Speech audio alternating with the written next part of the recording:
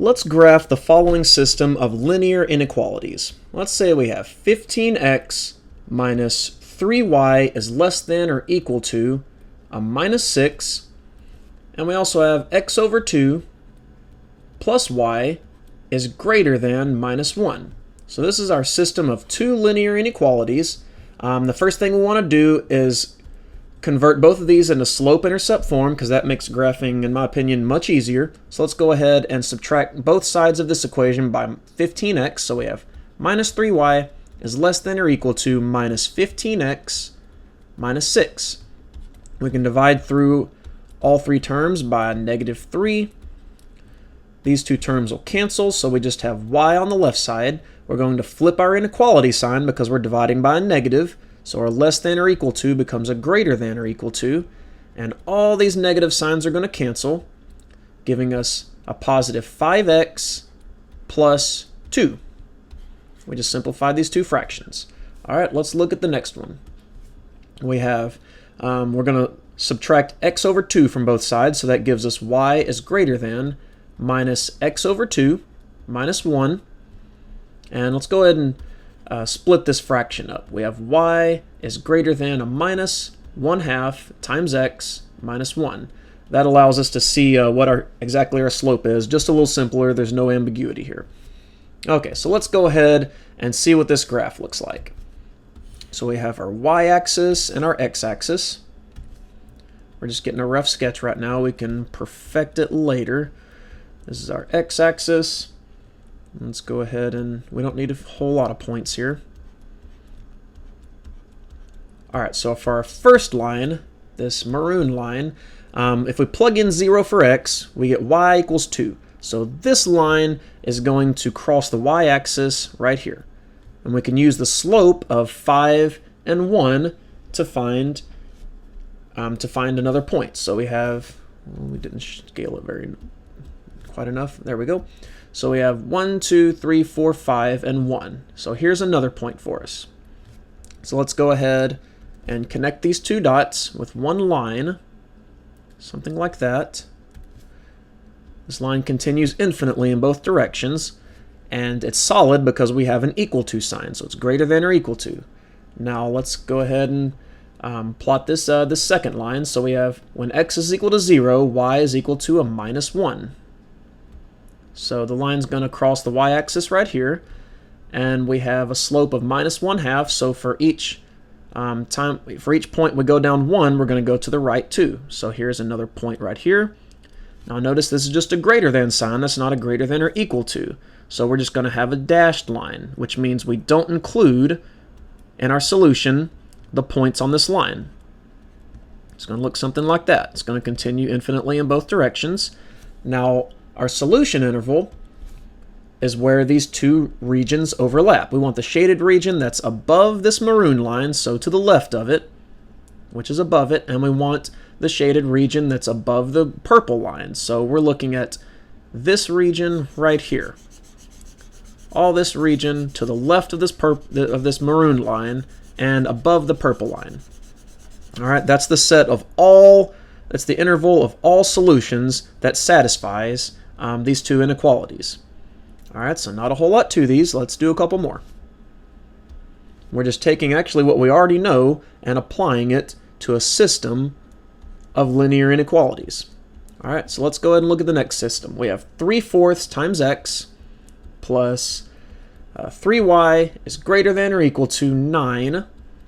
And we have 2x minus y is greater than 5. This is our system of linear inequalities. So the first thing we want to do is convert these into slope-intercept form. So if we subtract 3/4 x from both sides of this equation, we get 3y is greater than or equal to minus 3/4 x plus 9.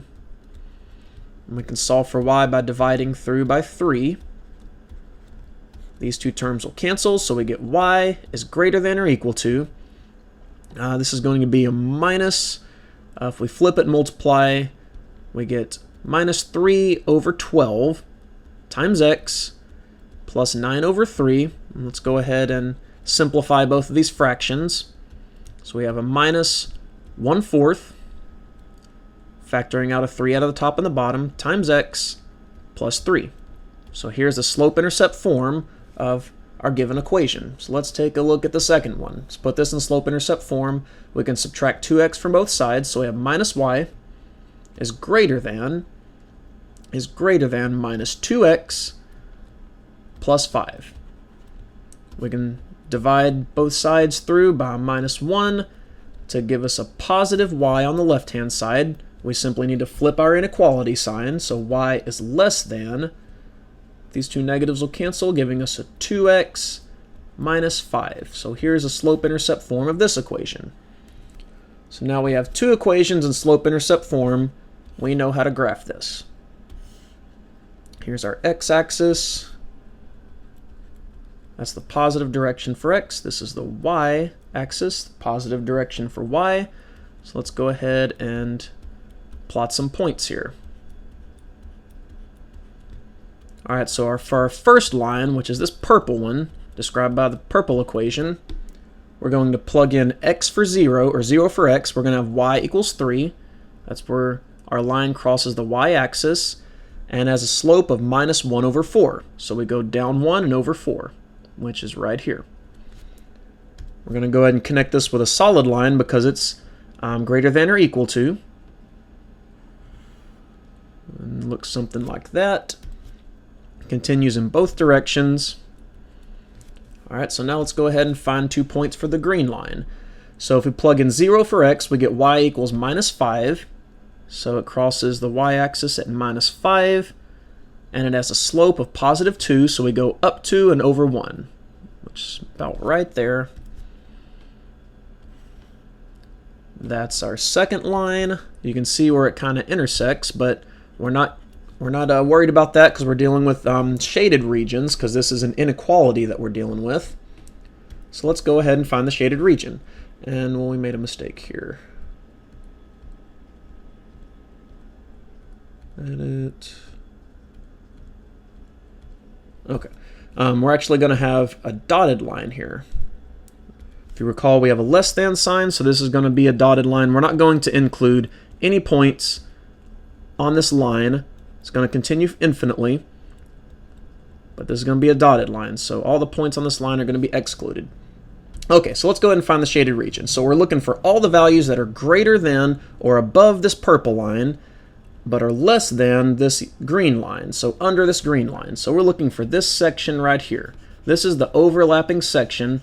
If we were to actually shade everything under the purple line, or excuse me, over the purple line and under the green line, this would be the only overlapping section. And that's actually what we want. This is our solution region. All right, let's go ahead and squeeze in one more here. I think we're getting a good idea of how to do this by now. We have y is less than or equal to x minus 2, and we have y is greater than or equal to x plus 3. And we can do this one quickly because these are both already in slope-intercept form.